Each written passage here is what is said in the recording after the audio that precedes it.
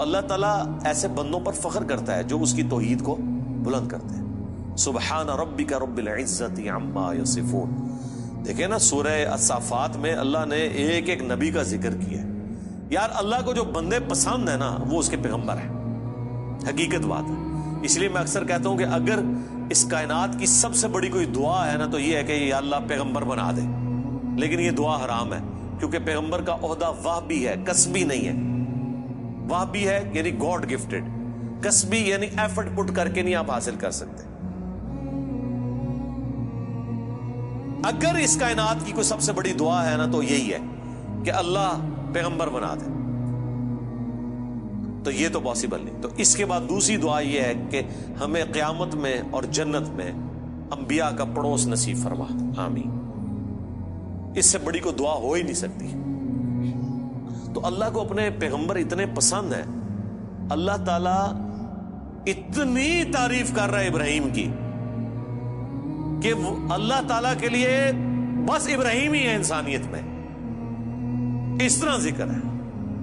اللہ تعالیٰ کیا فرماتا ہے, ابراہیم جس نے ہم سے وفا کی, سورہ النجم میں. سورۃ البقرہ میں اللہ تعالیٰ فرماتا ہے جب جب آزمایا ابراہیم کو اس کے رب نے تب تب وہ کامیاب ہوا.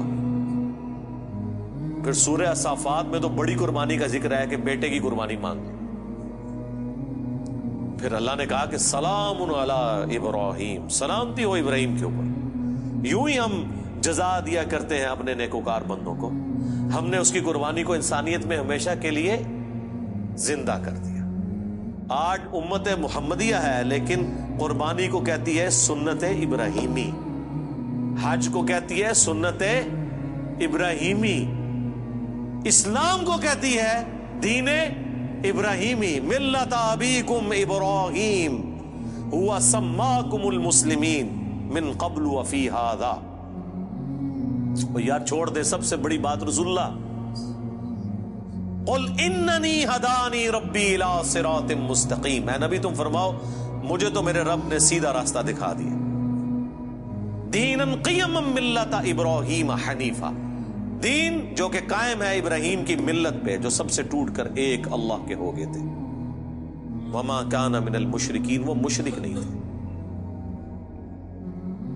پھر سورہ نحل میں اللہ نے فرمایا ابراہیم اکیلے پوری امت ہے, اکیلا پوری امت. یعنی کوانٹٹی کوئی اللہ کے نزدیک اہم نہیں, کوالٹی. بندہ کہتا ہے کہ پتہ نہیں ابراہیم نے کتنے 90 لاکھ کلمہ پڑھایا ہوئے گا. آیا نا داڑ تلے دسو 90 بھی بندے نہ پورے کر سکتے. قرآن میں آیا ایک لوط ایمان لایا ابراہیم پہ, یا چند ان کے گھر والے جو بیوی بچے تھے, دیٹس آل. 10 کی گنتی بھی پوری نہیں ہوتی. اس لیے اللہ نے کہا ابراہیم پوری امت ہے. اللہ کے نزدیک ابراہیم علیہ السلام کی کتنی اہمیت ہے. تو سورہ الصافات میں اللہ نے ابراہیم کی قربانیوں کا ذکر کیا, نوح علیہ السلام کی, کہا سلام علی نوح فی العالمین. ٹھیک ہے. موسیٰ اور ہارون کا ذکر کیا, سلام علی موسیٰ و ہارون.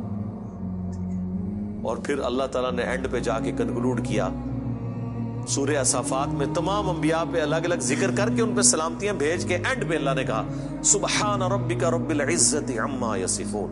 تیرا رب پاک ہے ہر اس شرک کی برائی سے جو لوگ اس کی طرف منسوب کرتے ہیں. کسی کو یہ ٹینشن نہ ہو جائے کہ اگر اللہ کے ساتھ کوئی شرک کرتا ہے یا اللہ کے لیے برے نام رکھتا ہے یا مخلوقات میں سے کسی کو اللہ کے برابر ٹھہراتا ہے تو اللہ کو کوئی ٹینشن ہو گئی ہے. نو, سبحان ربک رب العزہ, بے شک تیرا رب جو عزت والا ہے, پاک ہے, بلند ہے اس شرک سے جو لوگ اس کی طرف منسوب کرتے ہیں. وَسَلَامٌ عَلَى الْمُرْسَلِينَ. اس کے اندر پتہ کیا درد ہے؟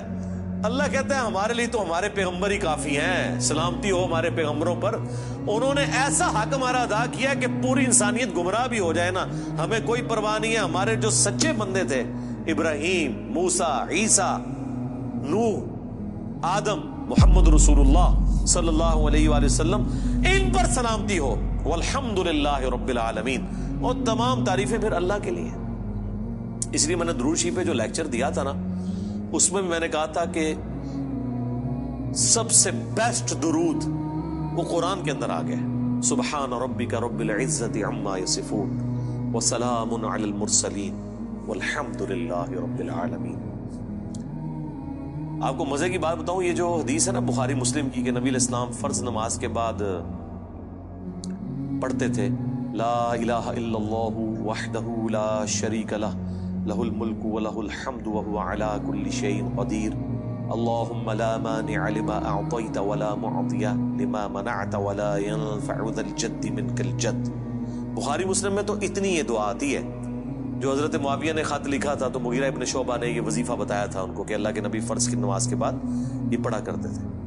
لیکن ترمذی میں جب یہ حدیث آتی ہے نا، اس کے ساتھ یہ الفاظ بھی ہیں کہ اس کے بعد حضور پڑھتے تھے سبحان ربک رب العزت عما یصفون وسلام علی المرسلین والحمد للہ رب العالمین۔ یہ قرآن کی جناب فیورٹ ترین آیات ہے۔ مجھے آج بھی یاد ہے، میں 2007 میں حج کیا تو 2007 کے اندر 2 حج آئے تھے، ایک جنوری کے مہینے میں اور ایک دسمبر میں، 18 دسمبر کو آیا تھا۔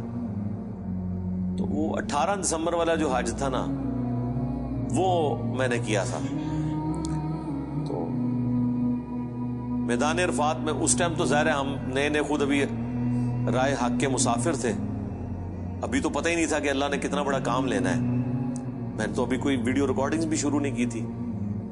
تو میدان عرفات میں مجھے آج بھی یاد ہے، میں جب دعائیں کر رہا تھا نا، تو مجھے ایک چیز جو میرے دل میں غم کے طور پہ تھی کہ دنیا کتنی شرک میں ڈوبی ہوئی ہے، اور پیغمبر دنیا میں آتے ہیں، کوشش کرتے ہیں، فٹ پٹ کر کے چلے جاتے ہیں، لیکن پھر بھی ہدایت جن کی نصیب میں ہے وہ حاصل کرتے ہیں جو ایفرٹ پٹ کر رہے ہوتے ہیں۔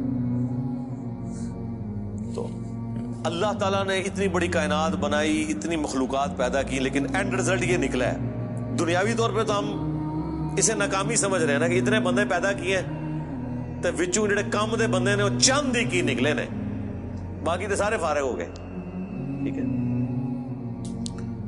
تو اب دنیاوی اعتبار سے تو ہم شاید اسے کریٹر کی کمزوری سمجھ رہے ہیں، لیکن اللہ تو بے پرواہ ہے، اللہ کو تو کوئی فرق نہیں پڑتا، سارے جہنم میں چلے جائیں، سارے جنت میں چلے جائیں، اللہ کو کوئی پرواہ نہیں۔ تو اس کے اوپر میں بہت زیادہ ایمفسائز کر رہا تھا اور میں بڑا پریشان تھا۔ تو اس وقت اچانک جو ہے نا اللہ تعالیٰ انسان کو چیز یاد دلواتا ہے نا، تو مجھے اللہ تعالیٰ نے میرے دماغ میں، میرے دل میں یہ چیز ڈالی کہ سبحان ربک رب العزت عما یصفون، تمہارا رب پاک ہے جو عزت والا ہے ہر اس شخص کی برائی سے جو اس کے ساتھ شرک کو منسوخ کرتا ہے۔ وسلام علی المرسلین، رسول ہی کافی ہیں۔ ویسے تو اللہ رسولوں کی عبادت کا بھی محتاج نہیں ہے، لیکن اگر اللہ تعالیٰ نے مخلوقات میں پیدا کیا ہے تو وہ رسولوں نے ایسا بیسٹ پرفارم کیا ہے کہ اللہ کہتا ہے ہمارے رسول ہمیں کافی ہیں۔ والحمد للہ رب العالمین، تعریفیں تو ساری اللہ کے لیے۔ تو میں نے پھر اس وظیفے کو ہمیشہ حرز جان بنا کے رکھا ہے۔ میں ہمیشہ کوشش کرتا ہوں کہ میں اپنی ہر نماز کی پہلی رکعت میں یہ سورہ فاتحہ کے بعد پڑھوں، سبحان ربک رب العزت عما یصفون وسلام علی المرسلین والحمد للہ رب العالمین۔ میں نہیں سمجھتا کہ اس سے بیسٹ الفاظ میں آپ اپنے رب کی طرف رجوع لا سکتے ہیں۔ ساری گمراہیاں، سارے شرک اللہ کو کوئی نقصان نہیں پہنچا سکتے۔ سبحان ربک رب العزت عما یصفون۔ اور اللہ کے بعد اگر کوئی حقدار ہے نا کہ اس کا شکر ادا کیا جائے تو وہ اللہ کے پیغمبر ہیں، جنہوں نے کمٹمنٹ کے ساتھ اللہ کی مخلوق تک اپنا پیغام پہنچایا، اور وہ اللہ نے اس میں ایڈ کر دیا وسلام علی المرسلین، سلام ہو رسولوں کے اوپر، والحمد للہ رب العالمین، اور تمام تعریفیں اس رب کے لیے جو سارے جہانوں کا پالنے والا۔ تو میرے بھائی، قرآن جس کو باپا مانتا ہے نا وہ پیغمبر ہوتے ہیں، باقی آپ کے بنائے ہوئے باپے ہیں، باقی سارے فالوورز ہوتے ہیں۔ قرآن کی ڈاکٹرین میں امام وقت کا پیغمبر، قرآن کی ڈاکٹرین میں اللہ کا نمائندہ وقت کا پیغمبر۔ اس لیے سورہ زمر میں آتا ہے جب جہنمی جہنم میں پھینکے جائیں گے نا تو فرشتے پوچھیں گے تمہارے پاس کوئی پیغمبر نہیں آیا تھا؟ وہ کہتے ہیں آیا تو تھا لیکن ہم نے جھٹلایا۔ حالانکہ پیغمبر تو صرف ان کے پاس آیا ہوتا ہے جن کے سامنے ہوتا ہے، جب ہم سے پوچھا جا رہا ہوگا کہ آپ کے پاس کوئی پیغمبر آیا تھا، ہم کہیں گے کہ آیا تھا، تو ہماری موجودگی میں تو نہیں آیا۔ اللہ جس کو امام ڈکلیئر کیے ہوئے وہ وقت کا پیغمبر ہوتا ہے، چاہے آپ نے اسے دیکھا ہے یا نہیں دیکھا، آپ اس کی زندگی میں ہیں یا نہیں ہے۔ آپ کے لیے جس کو اللہ نے پیغمبر بنایا ہے نا، اللہ نے آپ کو اس کے ریفرنس سے، اور یہی قرآن میں ہے کہ ہر شخص کو اس کے امام کے ساتھ اٹھایا جائے۔ ٹھیک ہے جی، اللہ تعالیٰ سے دعا ہے جو حق بات میں نے کہی ہمارے دلوں میں راسخ فرمائے، جو کوئی غلط بات میرے منہ سے نکل گئی اللہ تعالیٰ دھو ڈالے، معاف فرما دے، قرآن و سنت کی تعلیمات پر عمل کر کے دوسرے بھائیوں تک پہنچانے کی توفیق عطا فرمائے۔ سبحانک اللہم و بحمدک، اشہد ان لا الہ الا انت، استغفرک و اتوب الیک، وما علینا الا البلاغ المبین۔